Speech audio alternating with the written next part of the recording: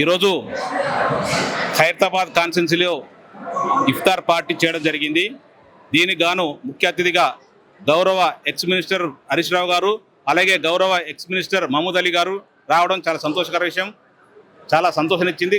Minority సోదరులు కూడా చాలా హ్యాపీగా ఫీల్ అయ్యారు. మైనార్టీ సోదరులందరూ కూడా ఇఫ్తార్ పార్టీలో పాల్గొని వారందరికీ కూడా ఇఫ్తార్ పార్టీ రంజాన్ శుభాకాంక్షలు తెలియజేయడం జరిగింది. హరీష్ రావు గారు అండ్ మహమూద్ అలీ గారు. అలాగే నేను కూడా నా తరఫున కూడా ఖైరతాబాద్ కాన్స్టిట్యూన్సీలో మైనార్టీలు అందరూ ప్రతి ఒక్కరికి పేరు పేరున మహిళలకు అండ్ మా సోదరులందరూ కూడా పేరు పేరున వాళ్ళకి అడ్వాన్స్ రంజాన్ ముబారక్ చెప్తున్నాను. అలాగే ఖైరతాబాద్ కాన్స్టిట్యూన్సీలో చాలా పెద్ద ఎత్తున మైనార్టీ సోదరులు ఉన్నారు.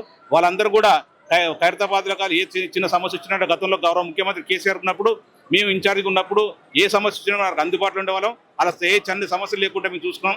ఇప్పుడు కాంగ్రెస్ పార్టీ అధికారులకు వచ్చిన తర్వాత మైనార్టీలని పక్కన పెట్టడం జరిగింది.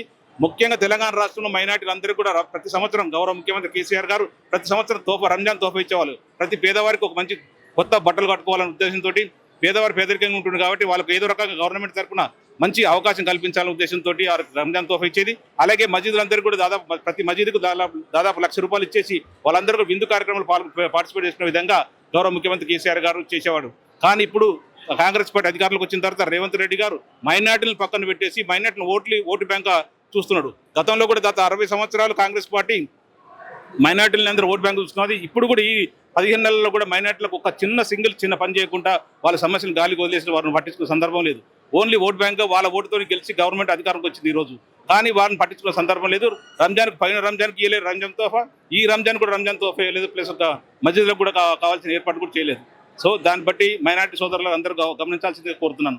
కనీసం ముఖ్యమంత్రి గారికి ఎంత బిజీ ఉన్నా కూడా, ఏం చేసినా కూడా ఇఫ్తార్ పార్టీ గవర్నమెంట్ తరఫున పెట్టి ఆ ఇఫ్తార్ పార్టీ కూడా పాల్గొన్న దుర్బలమైన పరిస్థితుల్లో ఉన్న ముఖ్యమంత్రి రేవంత్ రెడ్డి గారు ఎంత చిన్న చూపంటే మైనార్టీలు అంటే, కనీసం ఇఫ్తార్ పార్టీకి ఏదో సాకు చెప్పేసి పక్కకు తప్పించుకున్నాడు. ఆ సాకును ఎవరు కూడా మైనార్టీ సోదరులు ఆక్షేపించారు. ఖచ్చితంగా మైనార్టీలందరూ మిమ్మల్ని మీ వ్యవహార శైలిని, మీ ప్రభుత్వం చేస్తున్న కార్యక్రమాలని మైనార్టీ సోదరులు పక్కన పెట్టిన విధానం, మైనార్టీ సోదరులు అణచివేసే విధానం అందరూ గమనిస్తున్నారు. ఖచ్చితంగా తగిన మూల్యం చెల్లించక తప్పదు రేవంత్ రెడ్డి గారు. ఇప్పుడైనా జాగ్రత్తగా మైనార్టీ సోదరులు ఆదుకోవాలని కోరుకుంటున్నాం. ప్రతి ఒక్క మైనార్టీ సోదరులు అందరూ కూడా ప్రతి ఒక్కరు పేరు పేరున రంజాన్ శుభాకాంక్షలు.